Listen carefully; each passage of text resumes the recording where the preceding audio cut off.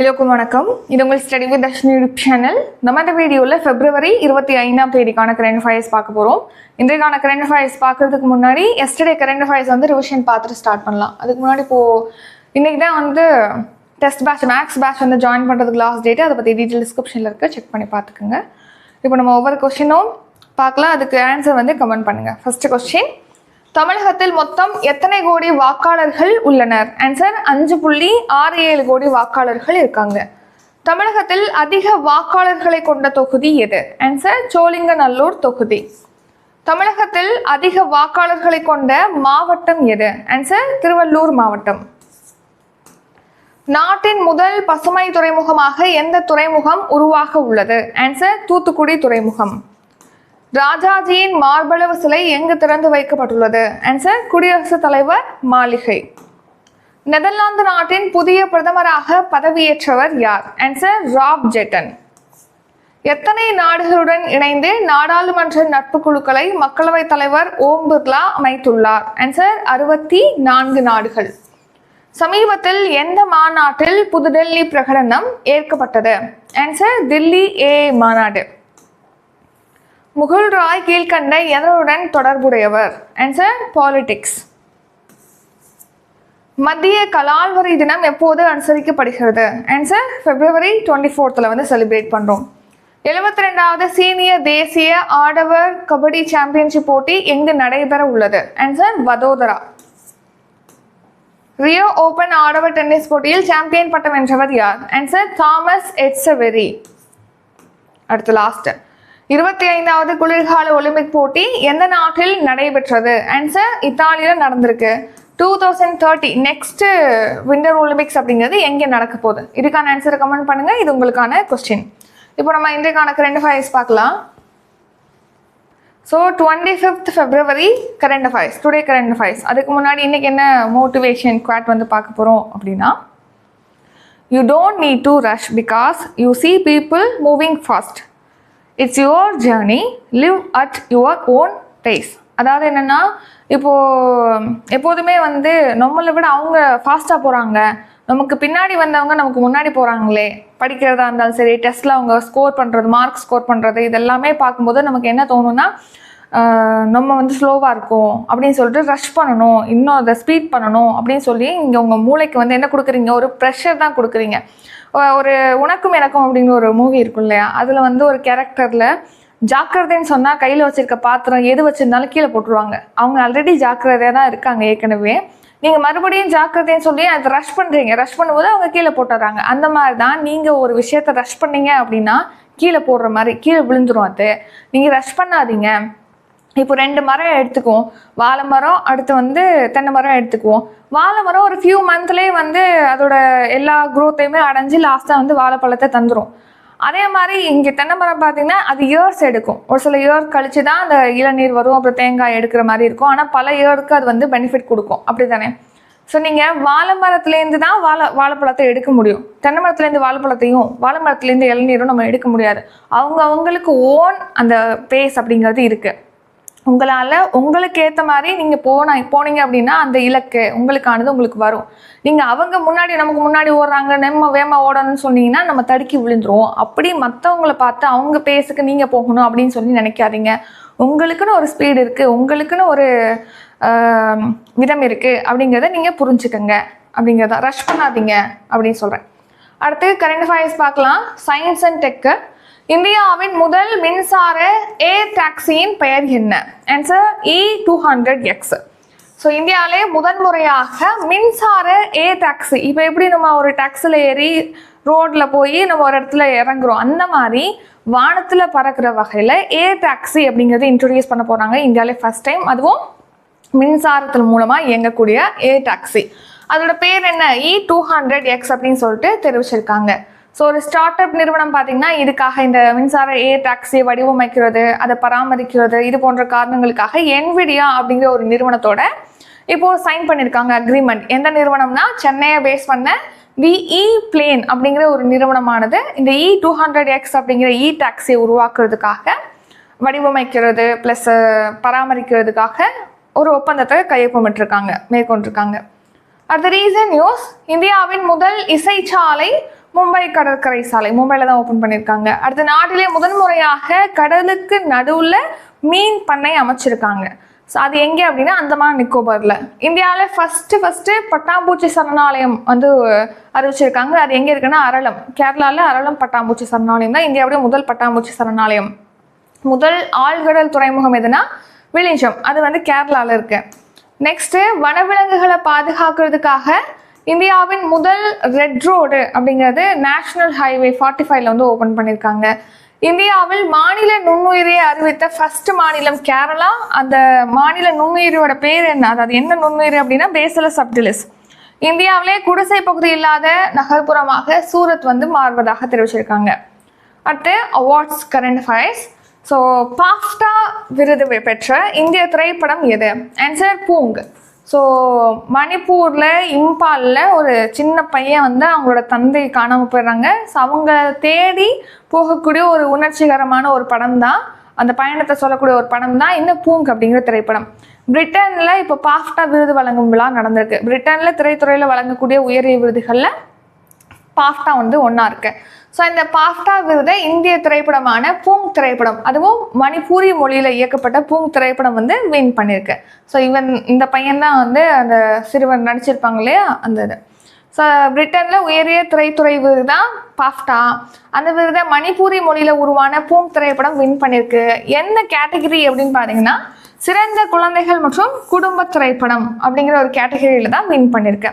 இந்த பிரிவில் பாஃப்டா விருதை வின் பண்ணக்கூடிய இந்தியாவுடைய முதல் திரைப்படம் தான் இந்த பூங் அப்படிங்கிறது. ஸோ அதான் இந்த ஸ்டோரி. இம்பாலில் வந்து தந்தையை தேடி செல்லக்கூடிய அந்த பயணம் தான் இந்த படம். பூங் அப்படிங்கிற பெயரிடப்பட்ட அந்த பையன் வந்து தேடி போகிறான். அடுத்த ரீசன் நியூஸ், திபெத்திய பௌத்த மத தலைவரான தலாய் லாமாவுக்கு கிராமி விருதானது கொடுத்துருக்காங்க இந்த வருஷம். ஸோ எதுக்காகனா சிறந்த ஒளி புத்தகம் அப்படிங்கிற பிரிவில். ஸோ இவருடைய meditations the reflections of his holiness the Dalai Lama அப்படிங்கிற இவருடைய ஆடியோ புக்கு கொடுத்துருக்காங்க. புவி அறிவியலுக்கான நோபல் பிரைஸ் வின் பண்ண தமிழக விஞ்ஞானி யார் அப்படின்னா வீரபத்ரன் ராமநாதன். ஸோ இந்த புவி அறிவியலுக்கான நோபல் பிரைஸ் அப்படின்னு சொல்றோம் இல்லையா, அது என்ன விருது, அந்த விருதோட நேம் என்ன அப்படிங்கிறத கமெண்ட் பண்ணுங்க. இது உங்களுக்கான கொஸ்டின். அடுத்து உலக ஆசிரியர் பரிசு அப்படிங்கிறது ரூபில் நாகிக்கு வழங்கப்பட்டிருக்கு. Defence current affairs. CM-302 ரக ஏவுகணை கீழ்கண்ட எந்த நாட்டின் தயாரிப்பு? ஆன்சர் சீனா. சீனாவுடைய சூப்பர்சோனிக் ஏவுகணை. சூப்பர்சோனிக் அப்படின்னா ஒளியை விட வேகமாக செல்லக்கூடியது. ஸோ இந்த CM-302 அப்படிங்கிறது சீனாவோட ஏவுகணை, சூப்பர்சோனிக் ஏவுகணை. இந்த ஏவுகணையை ஈரான் வந்து வாங்குறதுக்காக இறுதிக்கட்ட பேச்சுவார்த்தை அப்படிங்கிறது நடந்து வருவதாக சொல்லியிருக்காங்க. இப்போ அமெரிக்காவுக்கும் ஈரானுக்கும் இடையே பார்த்தீங்கன்னா இந்த ரிலேஷன்ஷிப் அப்படிங்கிறது பதற்ற சூழ்நிலையில் இருக்கு. இந்த நிலைமையில சீனாக்கிட்டேருந்து ஒரு சூப்பர்சோனிக் ஏவுகணையை வந்து வாங்குறதுக்கு இறுதிக்கட்ட பேச்சுவார்த்தையானது நடப்பதாக சொல்லியிருக்காங்க ஈரான்ல. ரீசன் நியூஸ், ரஃபேல் போர் விமானம் அப்படிங்கிறது பிரான்ஸ்ல டசால்ட் ஏவியேஷன் நிறுவனத்தினால தயாரிக்கப்படக்கூடியது. ஸோ அதை இந்தியாவுக்காக 114 ரஃபேல் போர் விமானங்களை இப்போ வாங்குறதுக்கு முடிவு பண்ணியிருக்காங்க. H-125 அதாவது அதிகமான உயரத்தில் எவரெஸ்ட் சிகரத்துடைய உயரம் அளவுக்கு கூட பறக்கக்கூடிய ஒரு ஹெலிகாப்டர் தான் இந்த H-125 அப்படிங்கிற ஹெலிகாப்டர். பிரான்ஸுடைய ஏர்பஸ் நிறுவனத்துடைய தயாரிப்பு. அந்த பிரான்ஸோட சேர்ந்து இப்போ நம்ம நாட்டில் இந்த ஹெலிகாப்டரை தயாரிக்கிறதுக்காக கர்நாடகாவில் வேகமல்ல ஒரு ஆலையை வந்து ஓப்பன் பண்ணியிருக்காங்க. ரீசெண்டாக தான் வந்து இதை ஓப்பன் பண்ணியிருப்பாங்க. Tamil Nadu current affairs. கன்னியாகுமரியில் திருவள்ளுவர் சிலை வெள்ளி விழா வளைவை திறந்து வைத்தவர் யார்? ஆன்சர் மு.க. ஸ்டாலின். ஸோ கன்னியாகுமரியில் திருவள்ளுவர் சிலை அமைச்சிருக்காங்க இல்லையா, அது எப்போ அமைச்சிருப்பாங்கன்னா 2000ஆம் ஆண்டு ஜனவரி 1 அமைச்சு அப்போது முதலமைச்சராக இருந்த கருணாநிதி அவர்கள் வந்து அந்த சிலையை ஓப்பன் பண்ணியிருப்பாங்க. ஸோ அதை அடுத்து இந்த சிலை அமைக்கப்பட்டு 25 வருஷம் கம்ப்ளீட் ஆயிடுச்சு இல்லையா, அதை அடுத்து வெள்ளி விழா அப்படிங்கிறது செலிப்ரேட் பண்ணியிருப்போம். கன்னியாகுமரியில் உள்ள விவேகானந்தர் பாறையும் இந்த திருவள்ளுவர் சிலையும் இணைக்கும் வகையில் ஒரு கண்ணாடி கூண்டு பாலமும் அமைச்சிருப்பாங்க. அதையுமே ஓப்பன் பண்ணி வச்சிருப்பாங்க 2024 டிசம்பர் மாதத்தில். ஸோ இந்த வெள்ளி விழா அந்த 25 இயர்ஸ் கம்ப்ளீட் ஆகி நம்ம வெள்ளி விழா செலிப்ரேட் பண்ணியிருக்கோம் இல்லையா, ஸோ அதையொட்டி அங்கே வெள்ளி விழா வளைவு அப்படிங்கிறது அமைச்சிருக்காங்க. அதை இப்போ ரீசெண்டாக வந்து முதலமைச்சர் ஸ்டாலின் அவர்கள் ஓப்பன் பண்ணியிருக்காங்க. இதான் அந்த திருவள்ளுவர் சிலை வெள்ளி விழா வளைவு. ஸோ கன்னியாகுமரியில் திருவள்ளுவர் சிலை வெள்ளி விழா வளைவு முதலமைச்சர் ஸ்டாலின் அவர்கள் ஓப்பன் பண்ணியிருக்காங்க. 1.45 கோடியில் இது அமைச்சிருக்காங்க. அந்த திருவள்ளுவர் சிலை அப்படிங்கிறது ஒரு பாறை மேலே 133 அடி உயரத்துக்கு அமைச்சிருக்காங்க. இதை 2000ஆம் ஆண்டு ஓப்பன் பண்ணியிருக்காங்க. அதுக்கடுத்து கண்ணாடி கூண்டு பாலத்தையும் ஓப்பன் பண்ணியிருப்பாங்க போன வருஷம்தான். அதாவது 2024. சென்ட்ரல் கவர்மெண்ட் ஸ்கீம் எத்தனை வயதுக்குட்பட்ட சிறுமிகளுக்கு கருப்பை வாய் புற்றுநோய் இலவச தடுப்பூசி திட்டத்தை மத்திய அரசு தொடங்கியுள்ளது? ஆன்சர் 14 வயது. ஏற்கனவே ஜனவரியில இப்போதான் நம்ம தமிழ்நாட்டில் வந்து கருப்பை வாய் புற்றுநோய் தடுப்பூசி வழங்கும் திட்டத்தை லான்ச் பண்ணியிருக்காங்க 14 வயதுக்கு உட்பட்ட சிறுமிகளுக்குன்னு பார்த்துருப்போம். இப்போ மத்திய அரசு இந்த திட்டத்தை லான்ச் பண்ண போறதா சொல்லியிருக்காங்க. ஏற்கனவே பட்ஜெட்லேயே சொல்லியிருப்பாங்க, இப்போ லான்ச் பண்ண போறதா, விரைவில் இந்த திட்டமானது தொடங்கப்படும் சொல்லிட்டு அறிவிச்சிருக்காங்க 14 வயதுக்கு உட்பட்ட சிறுமிகளுக்கு. ஸோ ஏற்கனவே பார்த்தீங்கன்னா உலகின் 160 நாடுகளில் இந்த மாதிரி திட்டம் நடைமுறையில் இருக்கு. ஸோ இப்போ இந்தியாவும் இந்த திட்டத்தில் இணையக்கூடிய நாடாக இப்போ உருவெடுக்க போகுது. கடந்த ஜனவரி 27 தான் இந்த கருப்பை வாய் புற்றுநோய் தடுப்பூசி திட்டம் வந்து தமிழ்நாட்டில் லான்ச் பண்ணியிருப்பாங்க. ஸோ கருப்பை வாய் புற்றுநோய் அப்படிங்கிறது ஹியூமன் பாப்புலோமா வைரஸ்னால ஏற்படுது. ஸோ ஹியூமன் பாப்புலோமா வைரஸோடைய வகைகளான வேரியண்ட் 16, 18 அப்புறம் 6, 11 இதுலேருந்து பாதுகாக்கக்கூடிய கார்டசல் அப்படிங்கிற தடுப்பூசி ஒரு முறை மட்டுமே செலுத்தப்பட இருப்பதாக, ஒரு டோஸ் மட்டும் கொடுக்க போறதா சொல்லியிருக்காங்க. கார்டசல் தடுப்பூசி இலவசமாக 14 வயதுக்கு உட்பட்ட சிறுமிகளுக்கு. ஸ்டேட் அண்ட் ஸ்கீம் கேரள மாநிலத்தின் பெயரை கேரளம் என எந்த அரசமைப்பு சட்டப்பிரிவின் கீழ் மாற்றப்பட்டுள்ளது? Answer article 3.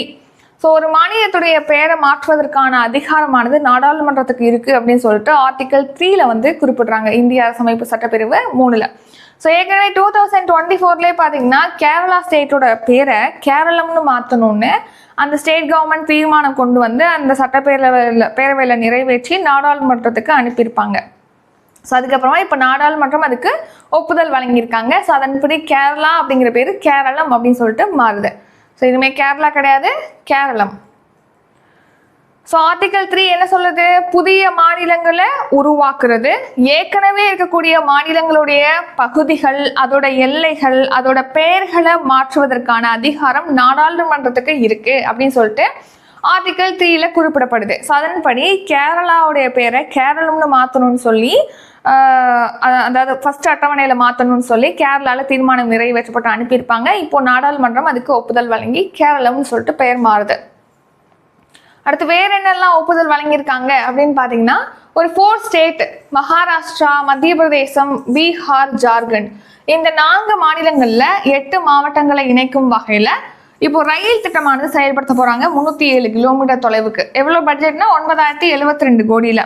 அடுத்து ஸ்ரீநகர் விமான நிலையம் இருக்கு இல்லையா, அது 2005 தான் வந்து சர்வதேச விமான நிலையம் அப்படின்னு சொல்லிட்டு அங்கீகரிச்சிருப்பாங்க. அந்த விமான நிலையத்தை இப்போ விரிவாக்கம் செய்ய போறாங்க. ஸோ அதுக்கும் ஒப்புதல் வழங்கியிருக்காங்க. ஸோ 1677 கோடியில் நவீனப்படுத்தக்கூடிய பணி ஸ்ரீநகர் விமான நிலையத்தை நவீனப்படுத்த போறாங்க. Next national current affairs. எந்த ஆண்டுக்குள் ஒவ்வொரு மாநிலத்திலும் உலக தரத்தில் சுற்றுலா மையத்தை உருவாக்க இலக்கு நிர்ணயிக்கப்பட்டுள்ளது? 2029ஆம் ஆண்டுக்குள்ள நம்ம இந்தியாவுடைய ஒவ்வொரு ஸ்டேட்லையுமே உலக தரத்தில் சுற்றுலா மையம் அமைக்கிறதுக்கு திட்டமிட்டிருக்காங்க. இந்தியாவில் சுற்றுலாவை மேம்படுத்தணும்னு சொல்லிட்டு சுற்றுலா திட்டம் செயல்படுத்தப்படுது. ஸோ அதன்படி ஒவ்வொரு ஸ்டேட்லையுமே சுற்றுலா மையம் உலக தரத்தில் அமைக்கப்படும் சொல்லிட்டு 2029க்குள்ள அமைக்கப்படும்னு டார்கெட் இருக்கு. இப்போ ரீசெண்டாக தான் யூஎஸ் இந்தியா ஸ்ட்ராட்டஜிக் பார்ட்னர்ஷிப் ஃபோரமுடைய ஒரு கூட்டம் அப்படிங்கிறது நடந்துச்சு. அதில் வந்து குடியரசு துணைத் தலைவர் பங்கேற்றிருப்பார். அப்போ தான் இதை மென்ஷன் பண்ணியிருப்பார். சுற்றுலாவை மேம்படுத்துறதுக்காக நம்ம 2029க்குள்ளே எல்லா மாநிலங்கள்லையும் ஒரு உலகத்தரத்திலான சுற்றுலா மையம் அமைக்கிறதுக்கு டார்கெட் இருக்குது அப்படின்னு சொல்லி தெரிவிச்சிருப்பாங்க. ஸோ அமெரிக்காவுக்கும் இந்தியாவுக்கும் இடையிலான ராஜ்ய கூட்டுறவு அமைப்பு தான் இந்த USISPF அப்படிங்கிறது. அடுத்து சயின்ஸ் அண்ட் டெக்கு. பூமியிலிருந்து எத்தனை கிலோமீட்டர் தொலைவில் இந்திய விண்வெளி நிலையம் அமைக்க திட்டமிடப்பட்டுள்ளது? ஆன்சர் 400 கிலோமீட்டர் தொலைவில் பாரதிய அந்தரிக்ஷா ஸ்டேஷன், பாரதிய விண்வெளி நிலையம் அப்படின்னு சொல்லிட்டு ஒரு விண்வெளி நிலையம் ஒரு பூமியிலேருந்து 400 கிலோமீட்டர் தொலைவில் அமைக்கிறதுக்கு டார்கெட் வச்சுருக்காங்க. 400 கிலோமீட்டர் தொலைவில். அதுவுமே 2027 ககன்யான் திட்டம் செயல்படுத்துறதுக்கும் நமக்கு டார்கெட் இருக்குது அப்படின்னு சொல்லி நம்ம பார்த்துருப்போம். 2035க்குள்ள நமக்குன்னு சொந்தமாக ஒரு விண்வெளி நிலையமானது அமைக்கிறதுக்கு திட்டமிட்டிருக்காங்க. ககன்யான் வந்து சக்ஸஸ்ஃபுல்லாக ஆயிடுச்சு அப்படின்னா அடுத்து பாரதிய அந்தரிக்ஷா ஸ்டேஷன் தான் போவாங்க. 2035க்குள்ள அமைக்கிறதுக்கு நமக்கு டார்கெட் இருக்கு. ஸோ இதை வந்து 400 கிலோமீட்டர் தொலைவில் அமைக்கிறதுக்கு டார்கெட் வச்சுருக்காங்க. நெக்ஸ்ட் பார்த்தீங்கன்னா இந்த வருஷம் வந்து இப்போ சோதனை விண்கலன்கள் 3 வந்து அனுப்ப போறதா சொல்லியிருக்காங்க ககன்யான் மிஷனுக்காக. அந்த 3 சக்சஸ்ஃபுல் ஆனாதான் 2027 நம்ம டார்கெட் பண்ண ககன்யான் மிஷன் அப்படிங்கறத செயல்படுத்த முடியும்.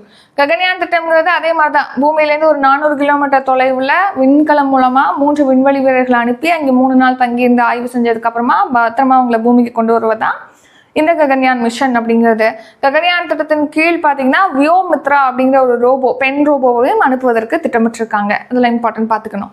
நெக்ஸ்ட் பாருங்க, இப்போ விண்வெளி பயணம் அப்படின்னு பார்த்தோம்னா 1926 மார்ச் 16 ராபர்ட் கோடாக் என்பவர் வந்து திரவ எரிபொருள் ராக்கெட்டை வந்து உருவாக்கி அதை லான்ச் பண்ணியிருப்பாங்க. அதுக்கு அடுத்து ஃபர்ஸ்ட் நம்ம விண்வெளிக்கு அனுப்பின உயிரினம் எதுனா நாய். அந்த நாயோட பேர் என்னன்னா லைக்கா. இது நவம்பர் 3 1957 ஸ்புட்னிக் 2 மூலமாக லான்ச் பண்ணியிருப்பாங்க. நெக்ஸ்ட் சோவியத் யூனியனுடைய விண்வெளி வீரரான யூரி ககாரின். இவர் 1961 விண்வெளிக்கு போயிட்டு பத்திரமா பூமிக்கு திரும்பியிருப்பாரு. அடுத்ததான் 1963 நவம்பர் 21 இந்தியா வந்து ஃபர்ஸ்ட் நம்மளுடைய ராக்கெட், ஆராய்ச்சி ராக்கெட்டை வந்து லான்ச் பண்ணியிருப்பாங்க. அடுத்து அப்போலோ 11 மூலமா பார்த்தீங்கன்னா மனிதர்களை நிலவுக்கு அனுப்பியிருப்பாங்க அமெரிக்கா. அப்படி நிலவுல முதல்ல தடம் பதித்த வீரர் தான் நீல் ஆம்ஸ்ட்ராங். ஸோ இவரோட எட்வின் ஆல்ட்ரினும் போயிருப்பாங்க. இது எப்போனா 1969. அதுக்கடுத்து சோவியத் ரஷ்யாவுடைய சோயூஸ் T11 அப்படிங்கிற விண்கலத்தில் நம்ம நாட்டிலேருந்து ராகேஷ் சர்மா வந்து விண்வெளிக்கு அனுப்பியிருப்பாங்க 1984. அவர் விண்ணுக்கு சென்ற முதல் இந்திய வீரர். அதுக்கப்புறமா ஆக்சிம் 4 திட்டம் லாஸ்ட்டாக மேற்கொண்டாங்க இல்லையா. ஆக்சிம் 4 நம்ம இந்திய வீரர் சுபான்சு சுக்லா வந்து அனுப்பியிருப்பாங்க. ஆக்சிம் 4 4 பேர் அனுப்பியிருப்பாங்க. அதில் இந்திய வீரர் வந்து சுபான்சு சுக்லா இன்டர்நேஷனல் ஸ்பேஸ் ஸ்டேஷனில் அவர் ஒரு 18 நாள் கிட்ட தங்கியிருந்து பூமிக்கு திரும்பி இருப்பார். ஸோ எதுக்காகனா இது ககன்யான் திட்டத்துக்காக அனுபவ பயிற்சி திட்டமாக தான் ஆக்சிம் 4 இவர் அனுப்பியிருப்பாங்க.